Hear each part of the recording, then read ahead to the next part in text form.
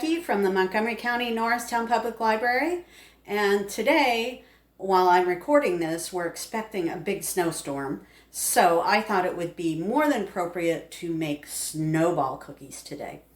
So the things you need to know before we get started: you need to clean your work surfaces with some hot soapy water, and just every place that you're going to be using food, you need to make sure that's good and clean. You will need to wash your hands.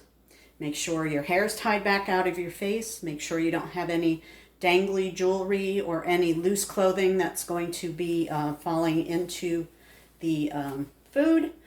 As you notice, I'm rolling up my sleeves just a little bit more just to make sure they don't get in the way. And if you need to cough or sneeze, cough into your elbow, sneeze into your elbow, push your glasses up with the back of your hand. Try not to touch your hair, or basically try not to touch anything that's not food. If your hands touch something that's not food, wash them. You can never wash your hands too much when you're in the kitchen. So having said that, let's talk about ingredients and what we're going to need to make these cookies. So you're going to need some butter.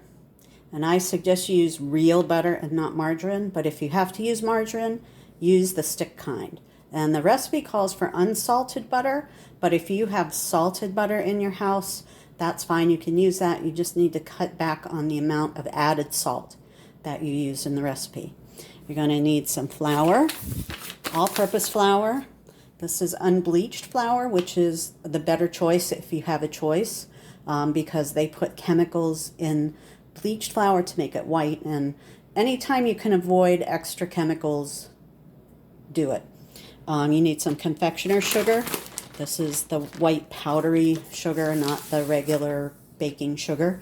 You need some chocolate chips. The actual recipe calls for mini chocolate chips, but I have this giant bag of regular chocolate chips, so we're going to see how that works in the cookie. And you will need some salt. So those are the ingredients that you're going to need, not too many. Oh, and some vanilla. Also, we're going to need some vanilla. I always try to use pure vanilla extract. You may have artificial vanilla flavoring in your house. You can use that. Like I said, I prefer not to choose products with extra chemicals in whenever possible. And it's a synthetic flavoring, so whatever, if that's all you can afford, because this stuff is expensive. If that's what you can afford, then by all means use that. The equipment you're going to need some measuring cups. You'll need a 1/4 cup, a 1/2 cup, and 1 full cup, 1 cup. And you're going to need 1/2 a teaspoon and 1 tablespoon and a 1/4 teaspoon. And if you have salted butter, probably 1/8 of a teaspoon. You will need a small bowl to roll your cookies in confectioner sugar when they're done baking. You will need a spoon to dig out powdery things. You'll need a cookie spatula to get those luscious things off the pan. You'll need baking pan to put the cookies on to bake them. You'll need some kind of rack to put them on to cool. You'll of course need a mixer and an oven. The first thing we're going to do is mix the butter, the sugar, and the vanilla together. So we have the butter here in a stick. This I already know is 1/2 cup. I don't have to measure it.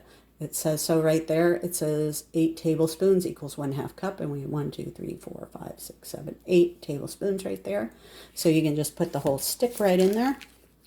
That's the handy thing about using stick butter. And the reason you want to try to use real butter if you can is that it has a firmer consistency when the thing is baked versus margarine. Margarine tends to be a little less firm.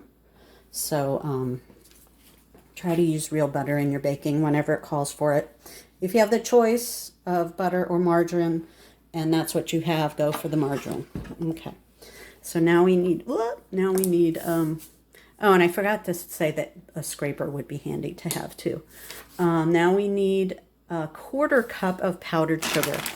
Now, anytime you're measuring out powdery ingredients, it's good to fluff it up a little bit, because if you press it together, you're actually putting more in there. I did an experiment early on in one of my videos where I weighed a cup of flour that I had fluffed up first, and then I weighed a cup that I smushed down, and there was like a huge difference in the weight. So you want to make sure your powdery things are not packed together, because you don't want baking is pretty much, you need to measure exactly,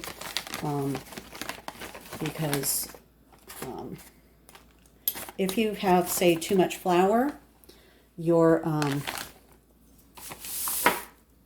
product is going to be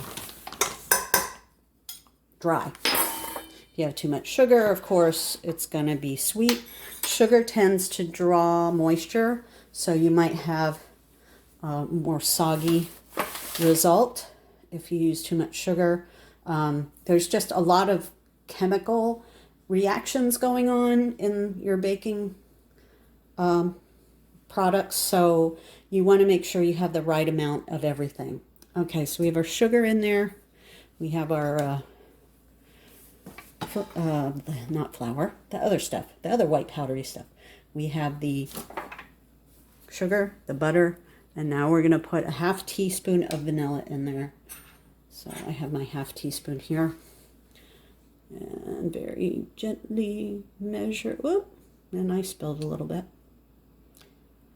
That is not going to make a big difference, those few extra drops. But this is like liquid gold, so you don't really want to waste your vanilla. Okay, so, and what I forgot to say about the butter is that it needs to be soft, like really soft. So let it sit on the counter for a couple of hours before you start mixing it, or you can, if you put it in the microwave on a low setting for just like maybe 5 or 10 seconds, or your defrost setting for, you know, maybe 5 or 10 seconds. You don't want to melt it, because that changes the texture of the cookie. If the butter melts before it gets in the oven, it just makes things a little different. So it's all about how things react together. So we want to make sure our butter's soft and not liquidy melted. It needs to be soft enough so, like, if you were to spread it on a piece of bread, that it would go without tearing the bread up. Okay, so we're going to start this off.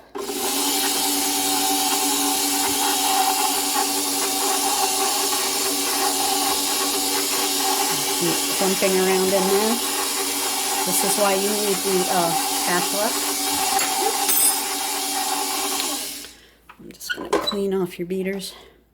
And if you don't have a stand mixer, this is a stand mixer because it just stands here. It doesn't move. If you have a hand mixer, like one that you hold in your hand and move around, use that too. I'm just going to scrape my sugar down off the sides. Get everything down in. I have a slightly larger mixer because I do a lot of baking. So this big bowl sometimes is not good for small quantities.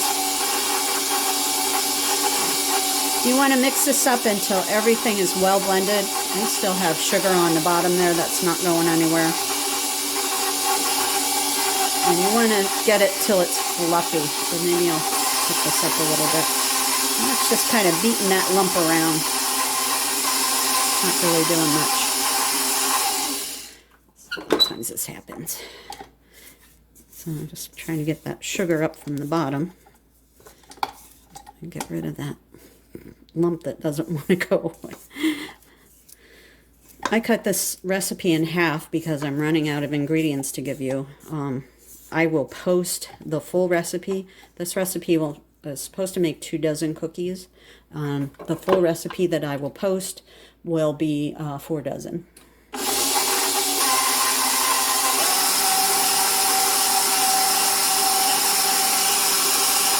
Okay, now it's getting there.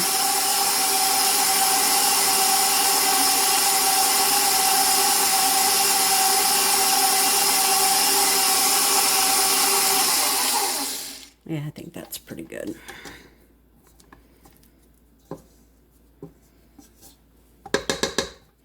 Okay, woo! Now we're going to add the flour.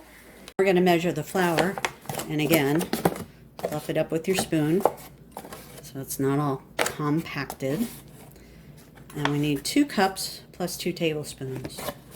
And this is where knowing that there are 16 tablespoons in a cup came in handy for me when I had this recipe to accommodate the limited ingredients I had for the packets. So the original recipe for 4 dozen cookies calls for 2 and what did I say? Oh, I only need 1. Sorry. Good thing I caught that. 1 cup and 2 tablespoons. So the original recipe calls for 2 1/4 cups. So I knew if there are 16 tablespoons in a cup and I needed 1/4 of a cup, 16 divided by 1/4 or 4 is, do the math, 4. So 4 tablespoons for 1/4 cup. And I need half of a quarter. Making your brain hurt, aren't I? So 4 tablespoons in 1/4 cup, and I needed half of a 1/4 cup. So that means 2 tablespoons is half of a 1/4 cup. There we go. Everything is in there. I need the salt now. And like I said, if you have salted butter that you're using or salted margarine, you can use 1/8 of a teaspoon of salt. I'm using 1/4 because I have unsalted butter. So just be careful. Oh, and I'm spilling, so that you don't want to fudge on because you don't want salty cookies. All right, so now we're gonna mix it up again. Get my, put this tin.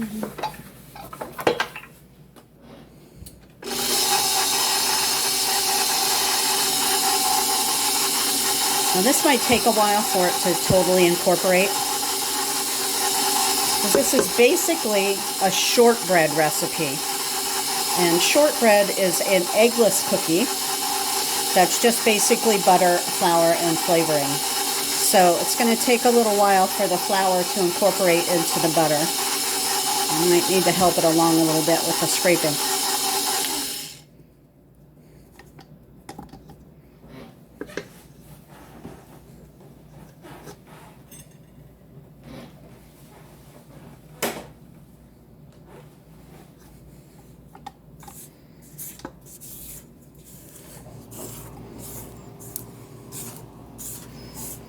I don't know why my husband always starts the dishwasher as soon as I want to film something in my kitchen.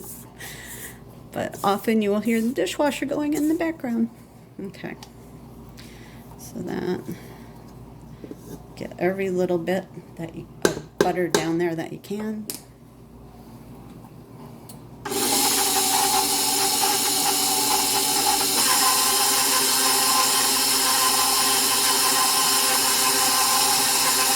It's really crumbly right now, but it will start to pull together. Eventually, have patience.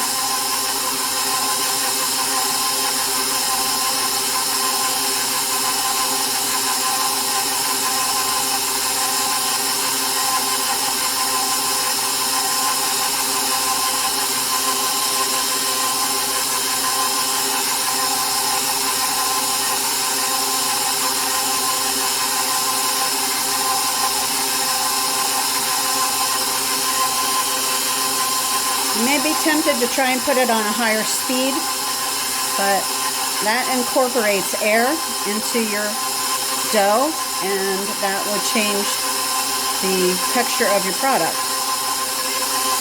So everything has a reason in baking.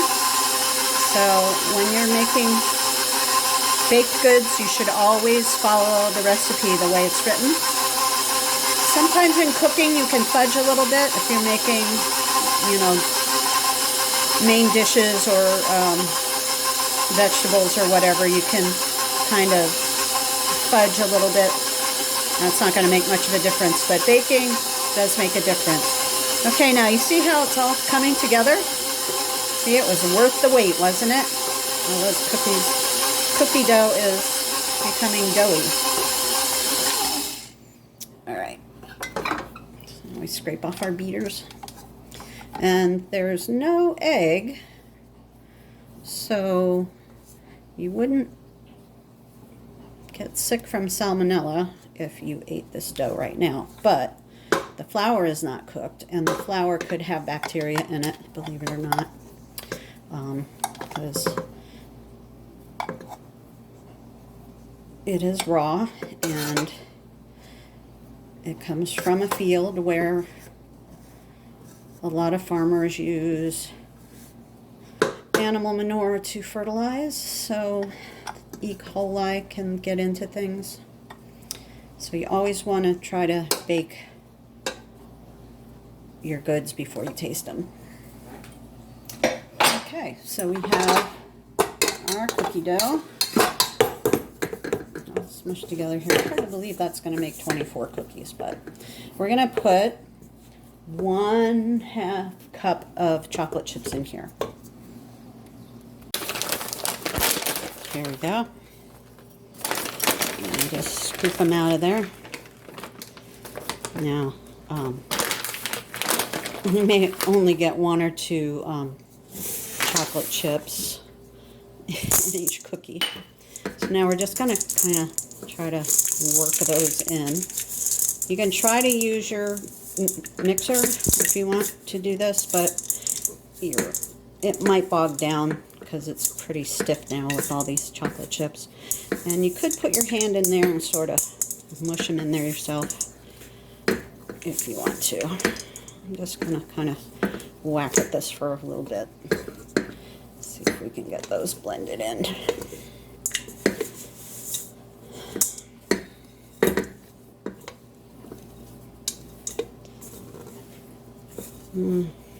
Sort of, kind of.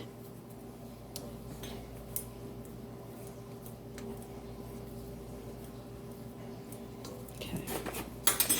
Just gonna sort of knead it a little bit. Just try to get those chips distributed. All right. Oh, I forgot to preheat my oven. So let's do that now. Okay, we're going to preheat to 375. Ooh, too far. And we'll get that going while we finish. Now, we want to drop the dough by tablespoons full. So you still have your tablespoon from the flour that we can use. And let's get a baking sheet over here. Whoa.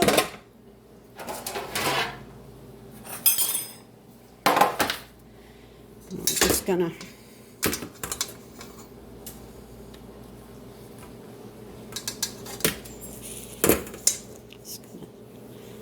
scoop out a tablespoon. And we're gonna use this other spoon here. Scrape that out of there. Now we're gonna roll it into a ball. So make sure your hands are clean, still clean. You didn't touch anything, scratch your nose, or your belly button, or anything like that.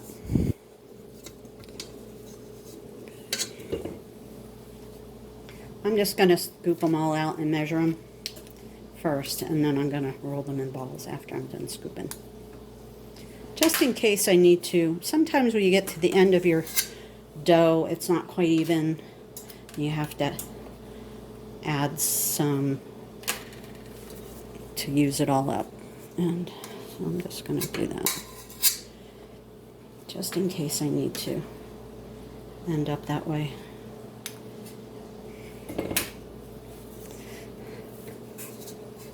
If you have an ice cream scoop, that would work well. If you have something like this, this is actually a tablespoon. This is an actual cookie scoop made for this. If you have an ice cream scoop that looks like this but is much bigger, then it's not going to work because you're going to have giant cookies. Unless that's what you want, but that's not what the recipe calls for. If you want to experiment, you can, but let's follow the recipe first, and then we'll figure out if we can fudge later. I'm going to keep going with this.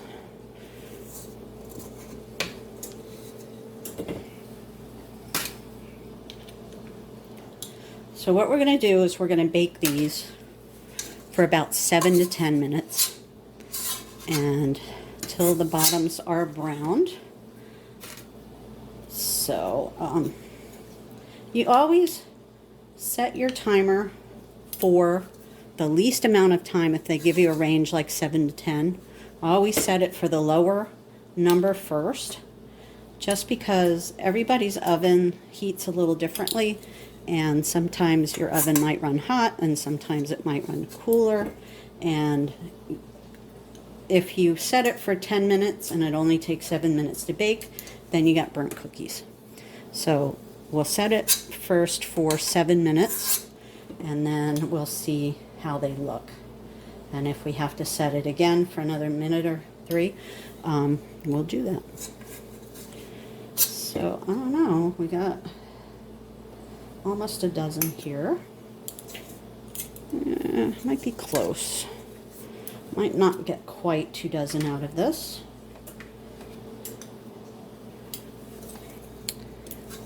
But we shall see. He's got 16. Yeah, because the chips are bigger, I don't know. I'm not quite sure why. But I'm sure we'll enjoy whatever we produce here.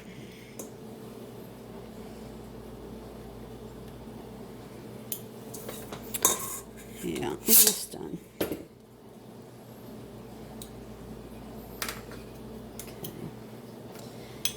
2, 3, 4. 1, 2, 3, 4. 4 times 4 is, do the math, 16. And one more makes 17, so we didn't quite make 2 dozen. And we still have a little bit of dough. That will not make a whole cookie, as I expected. So we'll stick it on one of the ones that might have gotten a little bit shortchanged in my haste to get these on the pan. All right. So now we roll these into balls, and then we're going to pop them in the oven. Okay, our balls are rolled, and we are going to put them into the oven.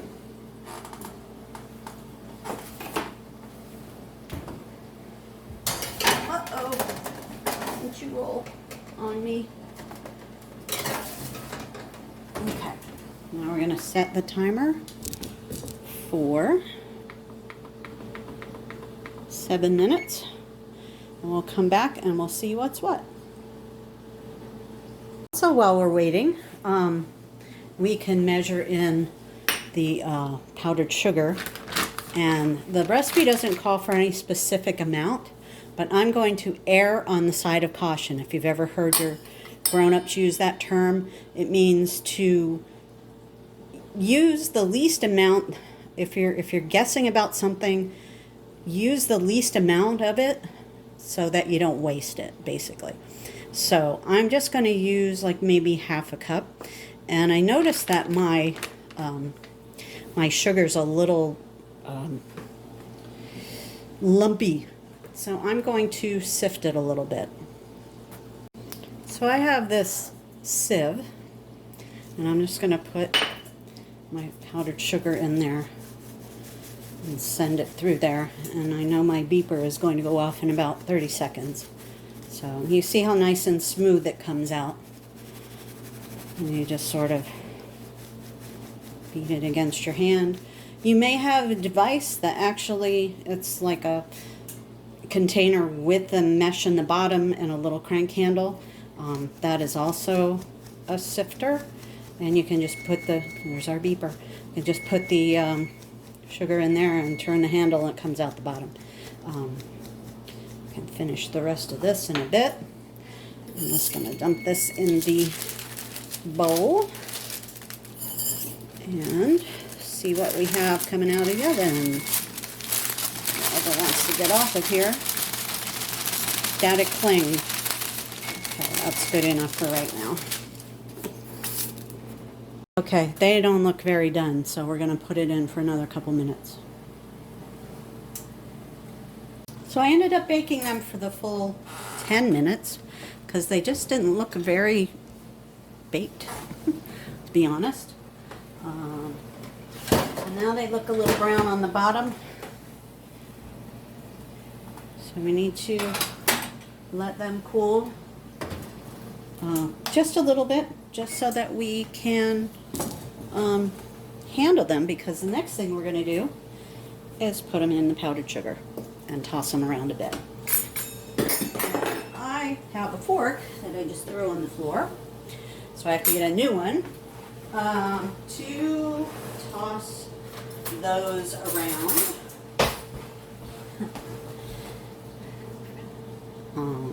So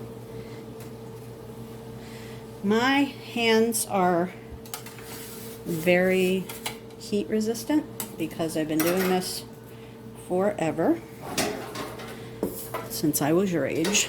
Let's get this around here. You can see my hot pad. Okay, let's see what we're doing here. Toss that around a little bit. Whoa. There's our snowball. Look at that. You might want to tap it off a little bit. And they're kind of squishy, so maybe let them sit for a few minutes before we do any more. Okay, I've let these cool for about 5 minutes, so now I can pick them up. So I'm just gonna, I can just sort of roll it around in there, sort of lift it out. Try to tap it off a little bit so you don't have clumps of sugar. And pardon my arm. And I'll just keep, maybe half a cup is too much sugar. I didn't err enough on the side of caution.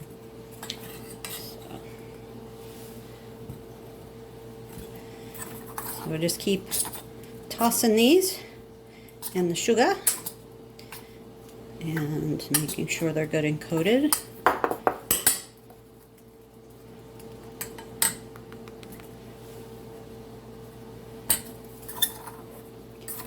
And then we'll let them cool completely, and then we'll see what it looks like on the inside.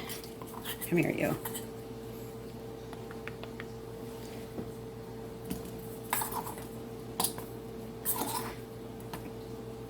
A lot of these recipes that I've been sharing with you are recipes that I have not tested. So I'm experimenting. It's new to me as well as to you. Because I figure I may as well record my test efforts, because if it turns out good, then I don't have to do it again. Unless it's really, really yummy, and that's what I want to do, is have more of whatever I just made. But so this is an untested recipe for me. Come here, wily things. So I have had Russian tea cakes, if you've ever heard of those. They are probably the exact same cookie, except there are finely ground almonds or nuts, some kind of nuts, pecans maybe. And that one got ski tracks.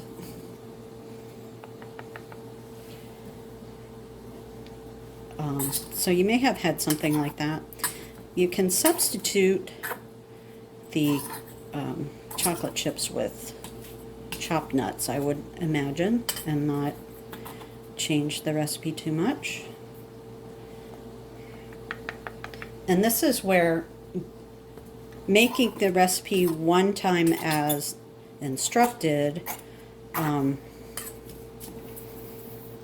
you see how it comes out, and then you use your imagination to see if there's anything else you can do to improve it or change it or make it more to your liking, or just, you know, switch it up a bit. Ah.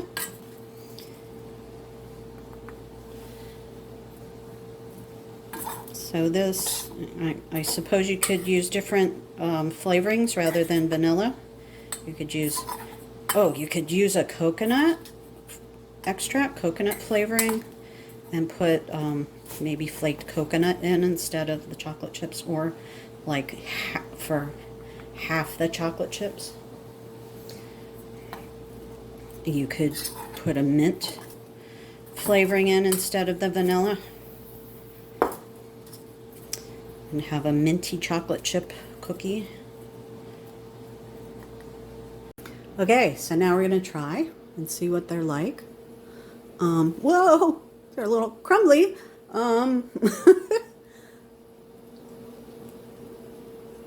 But they're very tasty. A little messy to eat. But all the good things are messy to eat, right? So it definitely has the shortbread texture, that kind of sandy texture that cookies without eggs have. But they're very tasty. I think the mini chips would be less concentrated flavor, but I don't think the big chips make too much of a difference. You could use different flavors of chips if you'd like to try the white chocolate chip or a mint chip. You could experiment with the kinds of chips you use. You could use any kind of different flavors. You could even put a little cinnamon in there to give it a little kick, or, you know, maybe sift some cinnamon in with your powdered sugar to give it a different flavor.